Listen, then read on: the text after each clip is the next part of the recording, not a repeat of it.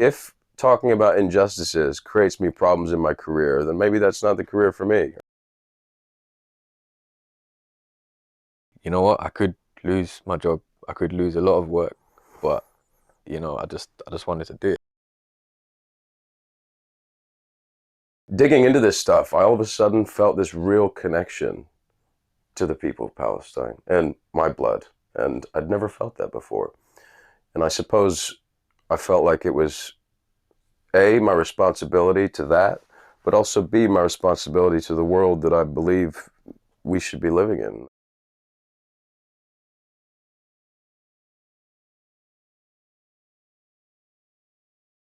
The first thing I wanted to just ask is, someone in the acting field, in the industry that we're both in, why and what made you speak out when it was all going down? Well, it's been going down for years, but what made you speak out about Palestine and Israel? Because those two names alone are like, you know, crazy to even hear. Like, oh, you can't talk about that. You can't talk about that. What made you speak out and just fearlessly?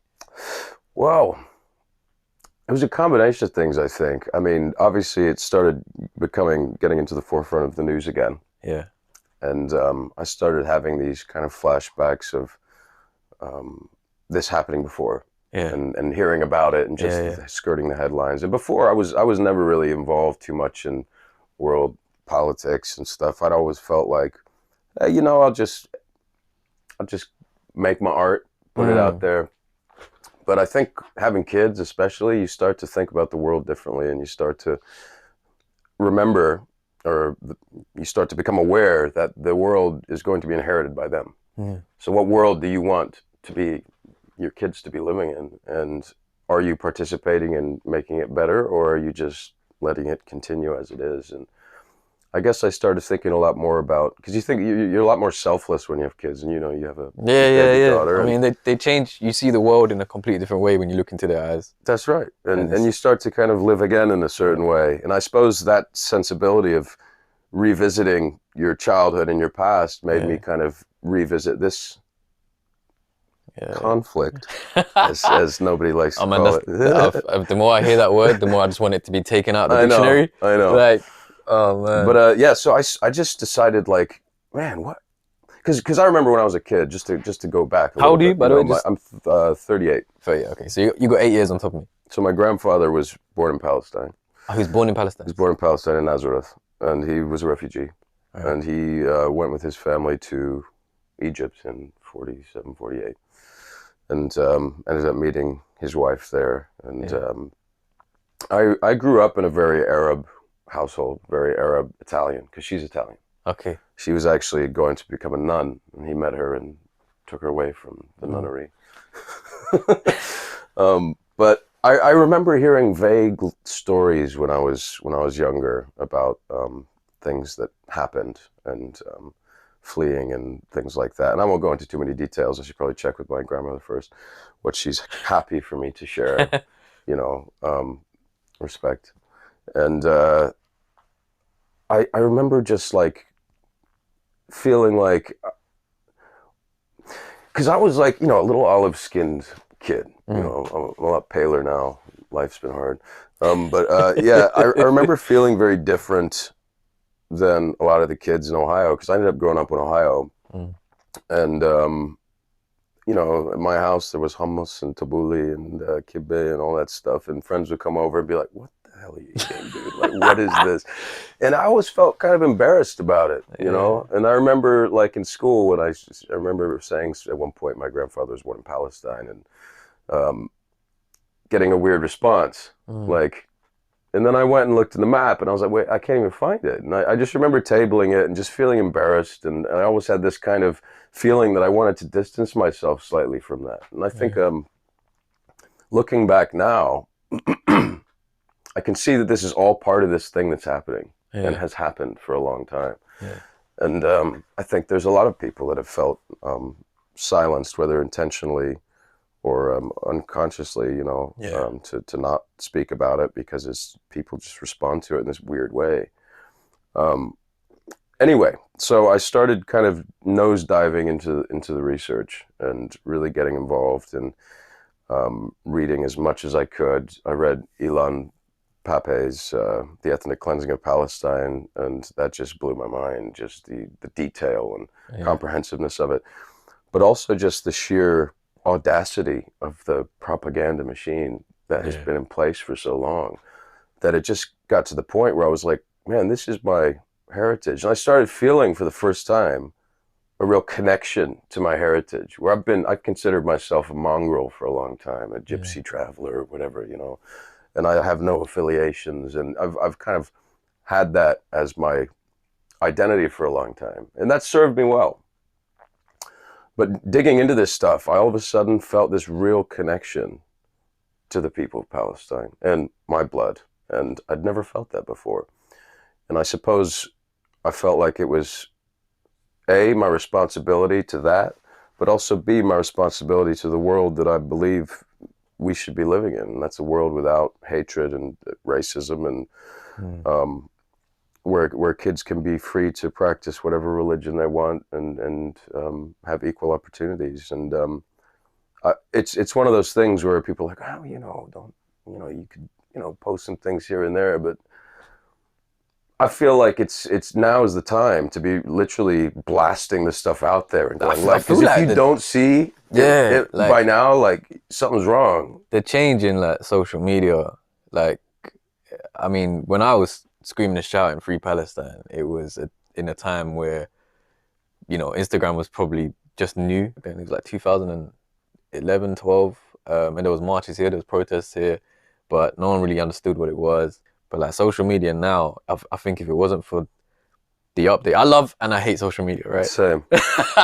I love and I hate it, but like if it wasn't for social media, like even Matt was saying, if the videos that get posted on Instagram live in Palestine at the time they were getting hit, we wouldn't have known about it, Yeah. And I feel like it's the power of that was able to just show the true monstrosities that were happening out there. I think this is the difference, Yeah, and that's why it feels different this time. And I think that's why it's so important to be a part of the conversation now, yeah, because they're relying on us out there to be helping with the momentum. And if people outside of it yeah, are still silent, then it's just going to be another vacuum that gets swallowed up again. and I think that's a key point. You said they're relying on us. Mm. Because a lot of people can say like, "Oh, what's the point of posting? It's not going to help. They're going to Or it doesn't continue. involve you, It so doesn't what's involve, yeah." yeah. And it's like, nah, man, you got to understand. Because when I spoke to two Palestinians, I tried to hold back my tears. I couldn't. And she was telling me she was living in Gaza, and every time when the ceasefire happened, she said she was glad that it happened. It was okay, but she the fear of her like sleeping and hearing planes all night, and she just worried, is this gonna be my last sleep? That's what she was worrying about. And I'm like, how can I sit here in my comfortable bedroom knowing that that's just one person that told me her experience? There's like, there's hundreds out there. And it's just crazy to think how you can just sit and see it on your screen and think, So yeah, like how? Like, I think there comes a time, Yeah, doesn't there, when you've read too much, you've seen too yeah, much, where you just can't anymore. And I think a lot of the yeah, people that don't know the details of yeah, what has been going on for yeah, over 50 years, they swipe because yeah, it's too complicated for them. They're like, okay, yeah, I don't know. It's, because it's been conditioned, hasn't it? yeah, It's too complicated thing. Don't get involved. But the thing is also is the thing that's tough about it is that when we talk about Palestine, we're also talking about other oppressed people from mm, imperialist regimes. So you trace it back, and then you have what Britain's done. You have what has yeah, happened in America, and it's all a similar thing. And I think yeah, the more people can realize that this is a universal struggle against imperialist tyranny, the more we can realize that is the conversation. mm, It's specifically about Palestine as well, but like we have to be approaching this from a thing of like we need to kind of help deal with this old age imperialist mentality of yeah, yeah, conquering and resources that are killing our environment and our world. yeah, it's not served us well. I mean, we look where we're at right now with Yeah. the climate and everything, and they've been hiding that information too from us, from Man, what's been I happening. saw a with video the climate other for day of many the years. ocean on fire. Yeah, And I was just like, what the hell? yeah. Like, what the hell? I'm not gonna lie. So I was introduced to your page Mm, not through your acting, mm, not through your craft, but because of what you were speaking about. mm-hmm. And then I was drawn towards yourself because, hey, I've just found someone who's also an actor, who's speaking out the way I am, and I no longer feel alone. Mm-hmm. And if I'm just me feeling like that, there must be hundreds of people, inshallah, that are probably feeling the same. Like, I feel like our voices, or even if you have a platform or you don't have a platform, voices together can kind of make you feel stronger, you know? Like, the more numbers that are protest, the better. Reason being is because strength in numbers, right? Also, like normalizing this conversation in our Yeah. industry, because it's almost like the entire conversation is taboo, even bringing it up, and that's messed up. So why do you think like other actors and other creatives and people in our industry are either avoiding or being silent or being the whole all lives matter? Like, why do you think there's not more? Because I remember you. I think it was one of your co-stars. Maybe you put a story up and you said, we need to talk about this, and there was a little tension there. Oh yeah, well he wanted to talk about it. I mean, I mean, we don't have to talk about that specifically. We can edit that out. But like, yeah, I to be honest, I think there's multiple reasons. I mean, some people just don't want to get involved in politics, full stop. Yeah. And they just want to stick to being entertainers or whatever. And I mean, I don't know if it's partially my background as a musician too, where music's always kind of gone a little more hand in hand with politics. Bands like The Clash and a lot of hip hop has always been very vocal. Hip hop's always been vocal about injustices. Yes, and yet they're not labeled extremist terrorists by saying that stuff. They're celebrated for what they're saying a lot of the time. But it's weird because in the acting industry, there's this like real, quiet stepping around a lot of issues. Like, I don't want to be too political because I don't want to ostracize my fan base. But I think a lot of it has to do with just wanting to stay employed and not, you don't know who's running which studios, because a lot of these studios, they're in the pockets of, they're massive conglomerate organizations. And what we know about massive conglomerate organizations is they're all like, in private rooms together a lot of the time, and they are running the show. So, I mean, for me, I felt fearless about it because I was like, you know what? If talking about injustices creates me problems in my career, then maybe that's not the career for me, or maybe that's not the organization I want to be working for. And I feel like if you're honest and you're who you are and you're not being an asshole, and that's the key. Then people will come to you. I think you'll find the right people that will want to work with people that are happy to be honest and genuine. And I've always felt like that's my armor. It's like, I know I'm speaking the truth. I'm not lying. I'm just being told to shut up. You know what I mean? Yeah. Like, is your family Muslim? I'm guessing. No. They're not Muslim. No, my family was raised as I was raised as a Baha'i. Okay. A Baha'i faith, and I remember I've been to Haifa, and I remember seeing on live streams. Like, I've recently been in touch with this hip hop group, DAM. I don't know if you know them, Palestinian hip hop group, DAM. Fantastic. And I was watching some of their live streams of when this stuff was all kicking off in the streets with the settlers and the army coming through, and remembering walking down that exact street. And this was also a moment where I started getting a lot more involved because I felt like I'd been there before. I felt like a connection to that. And I think it's like so many people haven't been able to humanize these people for so long. And I guess for me, I've been able to do that since I was a kid. But I think it's raising the Palestinian voices, making sure that you see these people are fucking human beings, man. They're not just like numbers, like, oh, how many were killed and blah, blah, blah. It's like, it's a fucking wicked hip hop group, dumb, and there's like amazing artists out there. And I think also exposing that and showing people like, we're all artists, we're all human beings, like, helps. Because I think for the longest time, they've been completely dehumanized, not only by Israel, but by, media and film industry. You Yeah. know, like the only Muslim or Arab people you see in a lot of movies Oh is, man, don't get me started on yeah, that, bro. no, Don't exactly. Well, you can get bro. started on it if you want. Yeah, man. That's why we're here, I've right? had these auditions, right? Where Yeah. it's like, oh, you're up for an audition. I'm okay. What is it for? Oh, it's a cab driver.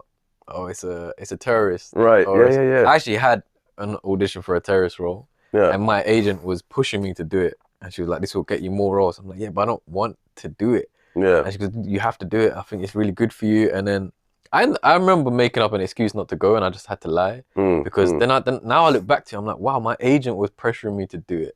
There is no like, it's come to the point where it's normalized to do stuff like that, and it's like sometimes you'd see Israel or Palestine in movies now, and I think I remember in World War Z. Have you watched it, Brad Pitt? I haven't. No. There was a scene in Israel, and they had a really tall wall where they're keeping all the zombies out. And I watched it, and I was like, that's got to be like a little, you know, underlining message there. Like, you know, they're in Israel, they're all fine, but the zombies are outside the wall. Right. And it's like, I just felt like, I don't know, man. Sometimes in movies, subliminal messages. Yeah, subliminal messages. The Muslims always get depicted as the, you know, the bad ones.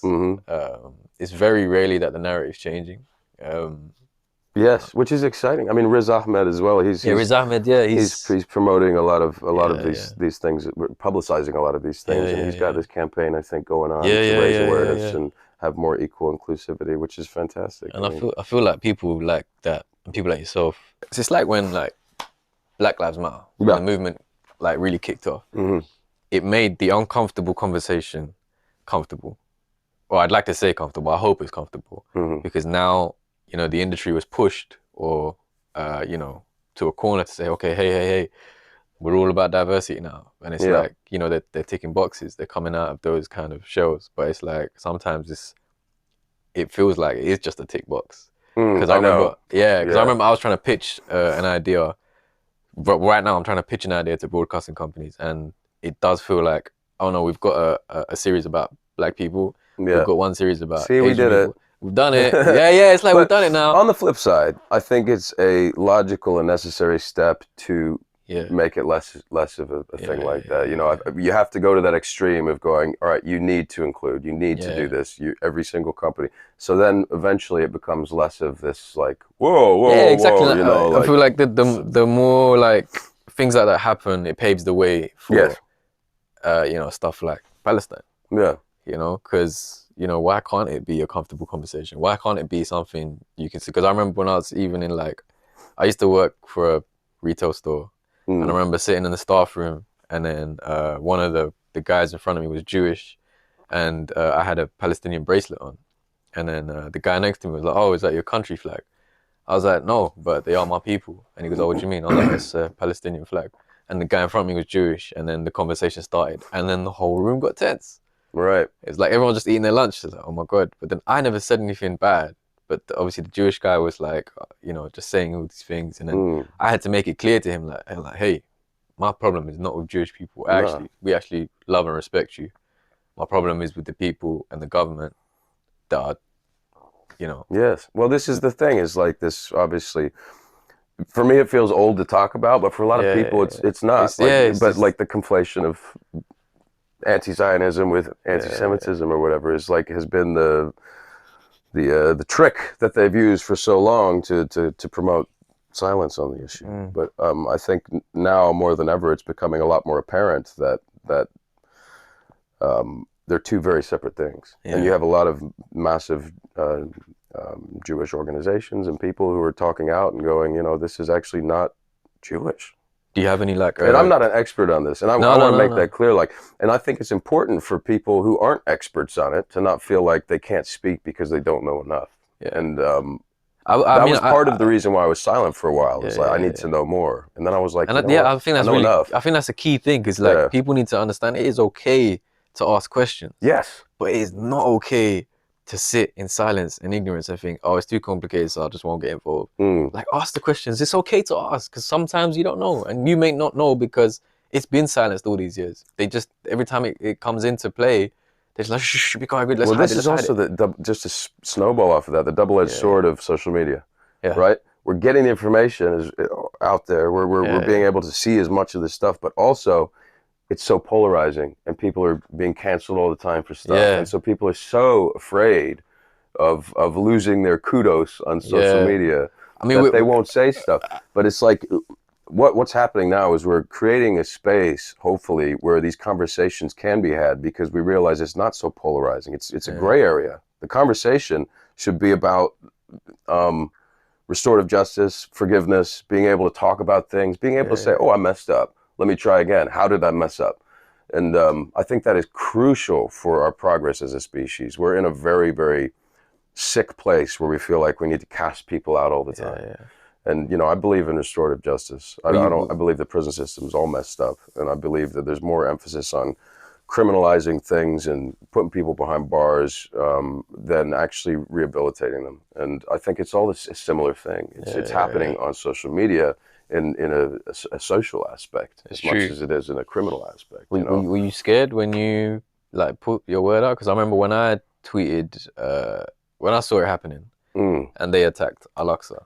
I mean, I'm not sure about how much you know about it, right? But Masjid Al-Aqsa and the land that surrounds it is holy to Muslims, Christians, and Jews.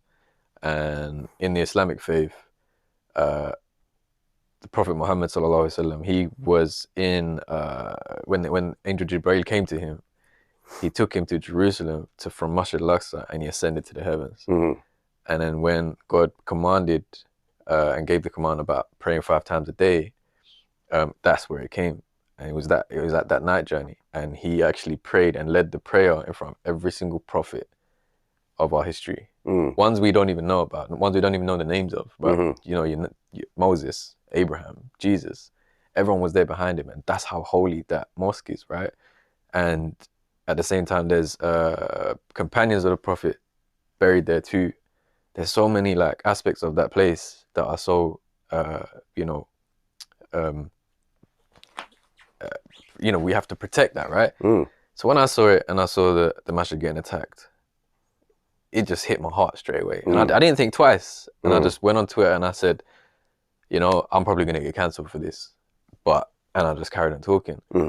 And it's that, I guess it was that fear of, you know what, I could lose my job. I could lose a lot of work. But, you know, I just wanted to do it. Were you scared at the same time when you... Because I mean, like, bro, you've been in like Vampire Diaries. You've been in. I mean, there definitely was a bit of that, and I had a lot of trepidation. And obviously, initially, I was talking to my wife, and she was like, "Just why do you want to get involved?" But I also saw those scenes, and I saw them getting attacked while praying in the mosque, and women and everything, and I felt the same. You know, I don't have a faith, but I respect all faiths and people that do spend their time doing wonderful things for their faiths. And I grew up, like as I said, as a Baha'i. I studied all the world's religions as a kid, and you know, the Baha'is believe in the progressive revelation of faith, that they all come from the same source and have a similar inherent message, but have just come at different times in different parts of the world to continue the same message, which is the golden rule, right? You know, do unto others as you'd have done unto you. And when you see blatant disregard for that golden rule, how is that in the name of religion? You know, to incite crusades mentality on another people. And yeah, I felt similarly concerned at first, but I guess my what's the word? My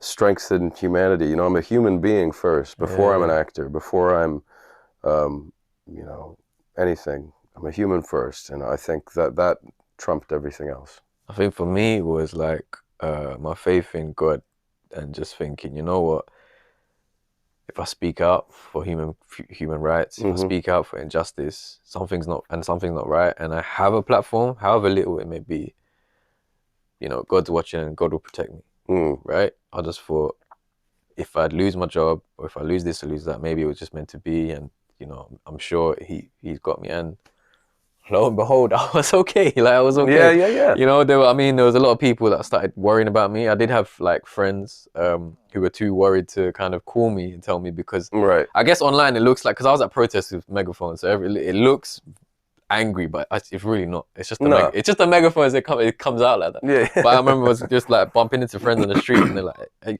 "Are you okay?" Like I'm like, "Yeah, I'm fine." Are you sure? Do you wanna like keep it down? Like just be careful. Like I'm scared if anything happens to you. I'm like, what do you think is gonna happen to me, man? Well, speaking out against human rights. I had know? a similar thing too. Like, you know, there's a lot of really powerful people that you're going up against. I'm not going up against these people. It's like, I think it's kind of rewiring that mentality. But I also like I was saying to you guys before we started, like I've made more friends and allies through doing this than exactly. I have I mean, that's enemies. why I'm sitting here with you. Yeah, I mean, like we wouldn't have met otherwise. Yeah. And also, I've had people who aren't speaking out, but who are closet supporters of Palestine that still are afraid to do so, who have texted me privately and been like, dude, I'm so proud of you, like, for doing this stuff. Like, I wish I had the balls to do it. I guess that's why we do it as well, right? Yeah, well, you can promote more people to normalize talking about it and make it less of a deal. I like making it clear that, yo, it's not about me. No, exactly. Doing this at protest. It's not about me posting this. It's not about me going to this talk or whatever. It is about the message I'm spreading for you to spread the same message, if anything, a bigger one or better one. And I'm constantly researching. I'm constantly reading because, again, I don't want to say the wrong thing, and I want to make sure I say things in like that's why I spoke directly to Palestinians, and the Palestinians even said to me, like, the people, if there's anyone out there listening that's you know, saying hate the Jews and screw the Jews, yes, not in our name. No. We don't say that. We don't believe that, and it's important to know that, you know. And knowledge is key, man. That's all I can say. Totally. When it was all going down in Al-Aqsa and like the you know, the evictions and stuff, I was so glued to my phone. Same. And I was just watching all the videos, and I was getting so upset. I sat in my room and I cried, and I was just so like engulfed in it. It's all I could think about, and I kid you not, I went to sleep and I started having dreams and nightmares as if it was like I was in, I don't know what I dreamt of, but I just dreamt of bombs and guns. Dude, I was having the same because I was so immersed in it. And I was running back and forth in these like war-torn areas and trying to find my family and stuff. Yeah, it was crazy. I felt like I was there too. I don't know if it's just because we're actors, but we have like we have nightmares like movies. Like we have movie scene nightmares, right? Definitely. And I started waking up like shaking, and I remember waking up for Fajr, which is the early prayer in the morning, right? And I couldn't go back to sleep, and I was just like, what? I just can't. And then it got to the point it started affecting my mental health. And I guess, like, how do you manage that? You know, because these people in Palestine are human brothers and sisters. They're going through it every day. They got to live it, right? Yes. We're safely over here. Like, we're in a comfortable studio right now, shelter, lights, heating, whatever. Like, how do you manage that mentally? Like, I guess it makes you feel guilty, right? Like, you feel guilty for living in comfort. And I think that's partially what makes us want to talk about it. Yeah. You know, is feeling that privilege of being safe. Yeah. Safe. But yeah, I feel like I was the same. I was just immersed, and I was spending way too much time on my phone because it was all kicking off. And I realized, okay, I still have a family here. I need to make sure. And I think a lot of it has to do to get back to that question. I don't know the answer to that. It's different for everybody, but it's compartmentalizing, right? Going, okay, right now, I'm gonna put my phone in the bedroom. I'm gonna give my kids 100%, because if we're trying to change the world, if we're not giving to our children, we're actually screwing the whole thing anyway, because they're the ones that have to carry stuff on. But the thing is, like, the social media thing is a real thing, and the silencing of Palestinian voices and this whole narrative that's been happening for so long has obviously culminated in the whole Facebook silencing campaign that's been going on, which is absolutely mental. You know, like I'm having stories on my Instagram that you can't even see unless you go click on my page, and like getting shadow banned for posting stuff that is the truth. I posted a video explaining what's happening in Silwan. Yeah, I saw it. It's great. Yeah, it's much more inclusive than mine. Like, you remember the details, like Agreement 242 or whatever. I don't remember those details. I did my research on the Geneva Convention. Man. I was like, yo, people need to know this shit is like illegal. Yes, yes. And I was like, Crucial bro, to I take tried away to from upload that. it on the day that it was gonna happen. Mm. Blocked. Instagram was blocking me, and it was like unable. So I was like, okay, let me get off my Wi-Fi, try my 4G. Blocked. I was like, okay, let me try another phone. Blocked. And I was like, what the hell is going on? And I was getting so upset. Like this is the first time that my content has been blocked about Palestine. I was so lucky and fortunate that my content was still getting pushed and going around doing the rounds. And I was like, what the hell? And then I had to do a crazy one. I had to like save the video and then like embed it so that the Palestine words wouldn't on the. It was weird, man. Right. And then I just posted it, and then it worked. I was like, thank God. And I quickly added to the caption, "I've been blocked. Please share this. It's important." It's crazy. We're just getting censored. What else are they doing that for? Yeah. Right? Why is it just this? Because I mean, I don't know what else if they're blocked. But also, the whole Biden thing where they've started cracking down on extremists online. There's very vague guidelines and I can't remember what they are, but even like anarchists, environmentalists, people who are like, have fringe extremist beliefs about the world, or anyone who you suspect is becoming radicalized, that you should report them and stuff. And I can't help but suspect that this is all partially also to do with this. Yeah. I don't know. Man. There's so many things going on in the world, and it's like it is impossible to talk about every single injustice. Well, this is a crucial thing, the whole straw man thing. Because you get that a lot, and you get those. Why are you talking about that? Yeah. It's like, oh yeah, Palestine's suffering, but what about this country and that country? I'm like, yeah, I know, but right now, these are the ones that need my attention. And yes. Naturally, I think people are drawn to injustices if they have a personal connection to it. Yes. True. Example being Black Lives Matter. Obviously, Black people will be more connected to the injustice.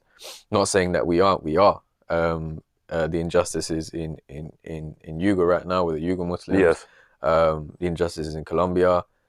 It's like I'm having to research all of these as well. But it is literally physically impossible to know about every single one. Absolutely. I mean, it's not our job. Yeah. Our job is doing something else, right? Yeah, so it's like, if that was our work, we could. Yeah. We're trying. We're trying. Yeah. And I mean, for me, it's like I found myself interested, A, obviously because of family connections, but B, because I just started researching. Yeah. And then the research begets more research. And this is what I'm researching right now. Yeah.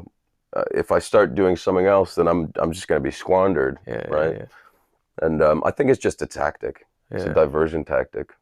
And go again to Twitter, and I kind of took a step back from Twitter for a bit, and we started talking about this briefly earlier, but you just end up in these conversations with people who are just trying to prove you wrong. And they're never going to change their mind. Yeah. And all this stone throwing and stuff online of going, well, it's not going to get anywhere. So I found that just getting the information out there without engaging in that nitpicky, debatey type thing with strangers online, often hiding behind pseudonyms, is much better. Just get the information out. People take from it what they will. Everyone's on their own different journey on the path to enlightenment, hopefully. Some people maybe don't want to be enlightened, but I think it's trusting that everybody's on their own journey, and the people that will see that and connect with it are the ones that it will resonate with them now, and maybe in the future they'll have a look at it again. But I think it's kind of detaching this need to change people's minds and just provide information, and from a loving standpoint. And whoever that reaches, and if it changes their heart, then your job's done, right? And I felt like the responsibility, like you said, having a platform and having like a couple million followers on Instagram, I started feeling like I want it, and it's not about, like you said, like this is what I'm doing, this is who I am, and it's about going, no, I feel a responsibility, since I have this many followers, to kind of provide this information of some shit I've found out that's messed up. And it's as simple as that. And like I said, I'm no expert, but if I'm smart enough to be able to delve in there and see what's going on, you are too. Just it's allowing them to maybe, hopefully, do some research themselves and get upset about it and find a way to act on that. The whole BDS thing is one active way that we can make a difference. And I think the more people that get on board with that and understand what that's about, and it's not some kind of extremist ideology. It's going, no, we don't support what a tyrannical government's doing, so we're not going to support their goods, and in hopes that it's going to have an effect. And I think it's crucial. I mean, it worked in South Africa. I mean, that was one of the things that actually did work and helped change things. Because, I mean, America and Israel was still on board until, I believe, and correct me if I'm wrong, but until the BDS movement really started happening. Man, Am I right? guess I don't know. Maybe. I guess just to kind of leave it on. Yeah. Is, I just hope and I pray that our voices inspire more voices. Absolutely. That's it. I mean, that's the whole reason we're here today. Here, here. Yeah. Well, it's been a pleasure, man. Oh, 100%, man. Yeah. 100%. 100%. Absolutely.